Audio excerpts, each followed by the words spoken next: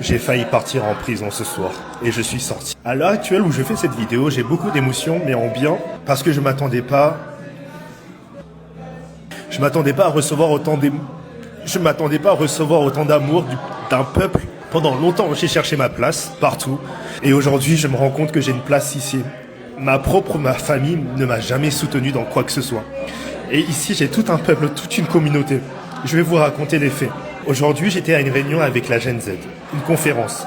Incroyable, ils font bouger les choses et ils ont encore plus prouvé ce soir. Ça fait plus d'une semaine que la gendarmerie me recherche. Je suis extrêmement désolé si j'ai du mal à trouver les mots, je suis encore sous le choc et c'est très difficile, c'est de façon spontanée. Mais il fallait absolument que je vous tienne au courant. Alors il faut savoir que j'étais en train de manger au restaurant et monter une vidéo un peu drôle et ludique en racontant ce qui se passe en termes d'actualité. Ça fait plusieurs moments que je demande que je suis en danger, que je me sens menacé, et ce sont des faits avérés. Alors il faut savoir que on ne doit pas avoir la haine envers une ethnie, on ne doit pas avoir une haine envers une communauté, on doit dire les noms des personnes tout simplement. Depuis un moment, je reçois des menaces, de l'intimidation, sur plusieurs formes, que ça soit par message, que ça soit des faux conseils, que ça soit des influenceurs qui arrêtent de vouloir travailler avec moi parce qu'ils sont reliés justement à une entreprise dont j'ai balancé le nom. Il y a eu des influenceurs et des gros créateurs où j'ai été déçu notamment. Je suis avec le peuple. J'ai tout le peuple derrière moi. C'est donc ça être influenceur en 2025 à Madagascar.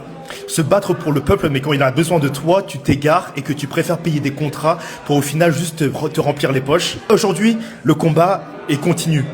Vahiny manao monopole ny business eto Madagasikara dia izay zavatra izay mila foanana. Za tsy anjarako manafona an'izay satria za tsy eo fantsakana fa ny anjarako fotsiny aloha dia ny mampiakatra an'ireo tanora ireo ary tonga dia miantoka tsena. Mila an'ireo fondation rehetrarehetra tsika dia mila amin'ilay hitanao zany miteny anao teo mora ve? Mora io satria ny zavatra anankiray dia foanana mpijirika.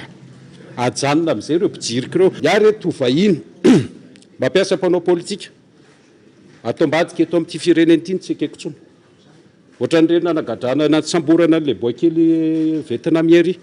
Fa rehefa miteny ve izy hoe tsy mety ny ataon'ilay mpandraraha eto dia tonga dia misy manao fitaovana mijoroa mivoala ary asinenina dia miteny eto hoe inona ilay atao lava aza mampisambotra olona ohatran'ireny fa tsy mety. Voalohany aloha ajanona tanteraka moa le mot hoe investisseur. Ny mira ty raha miara-miasa amiko a tsisy arabona anankiray mipetra akaty Madagasikara ary tsisy makatanina raha ity. Ny zavatra ataon'ity coopérative ity dia varotra fifarana ara-barotra. Misy seuil sécuritaire zareo any mila vokatra izy. Dia io no fanarahana hoe raha 10 taona ny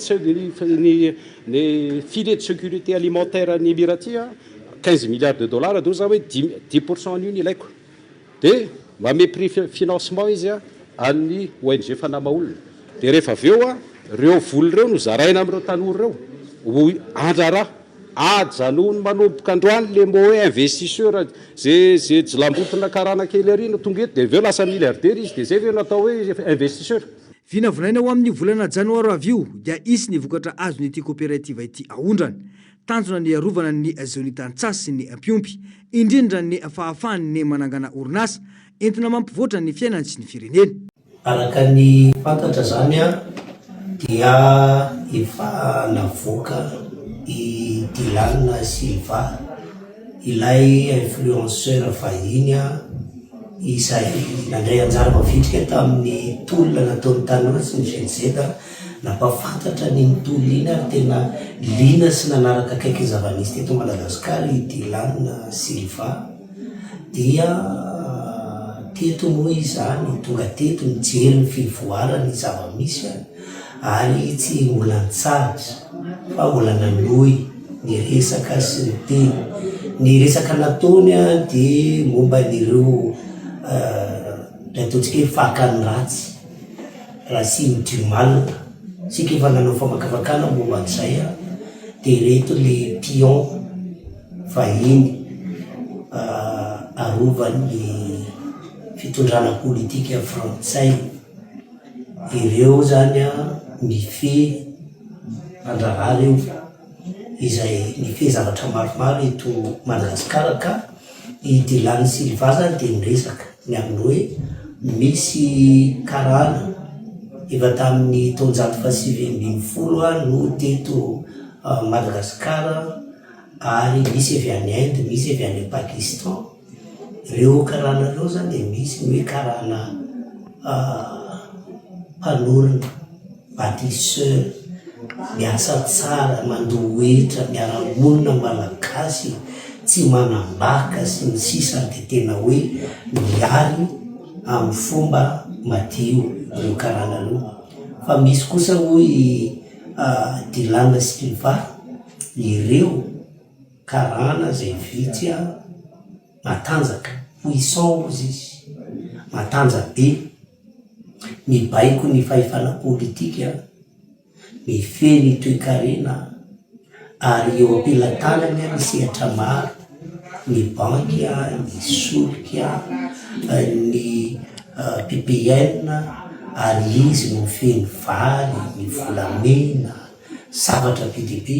Eto amin'ity Madagasikara ty ny communication ndraindrandrindra dia ireo zany no nitsipihany Dylan Silva hoe matanja be ireo, ary afaka mitsabaka hatrany fanapahan-kevitra politika, fanapahan-kevitra ara-toe-karena, ny fandaminana ny fiainan'ny vahoaka malagasy eo amin'izay fahefana politika misy dia mijanona teo le resaka. Tsy misy anarana karana anankiray nitononona, tsy misy anarana orinasa anankiray nitononona.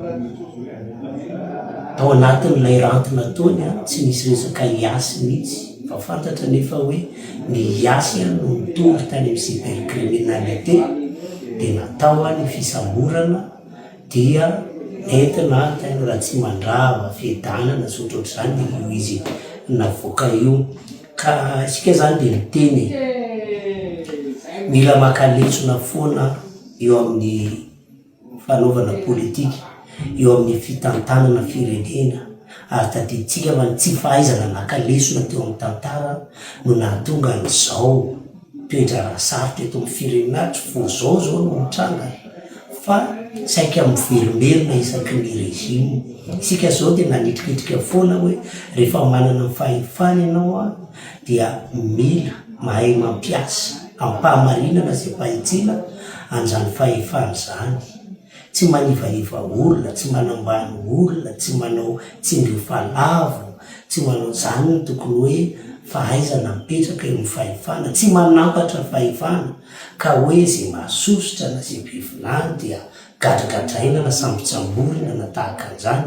Zay manahirana amin'ity raha ty hoe sanatria ve atao ohatra sahady aloha i Dylan Silva hoe misy ingy miresatresaka zavatra ohatra zao fa ty ara vahiny petananay fa ampitandremana ka tandremo sao manao dia aizitsika aiza le tena hoe fanovana raha mbola zavatra ohatra zany no mitranga satria tamin'ny zavatra teo alohany dia ohatra zany voafahafa ny resaka ao amin'ny tambazotra serasera ty any amin'ny cybercriminalité ianao, voafahafa ny zavatra mandeha na resaka tenenao eny an-kianjana tahaka an'izao dia anaovana fanadihadina ianao, antsony ny fiadanana ianao, misy aza miditra amponja mihitsy ary misy ndraindray andrarezina mifanaova gazety ary politika sy ny sisa. Reny no fonjaina no ny faneho-kevitra madio sy mazava sy ny fitenenana ny fahamarinana.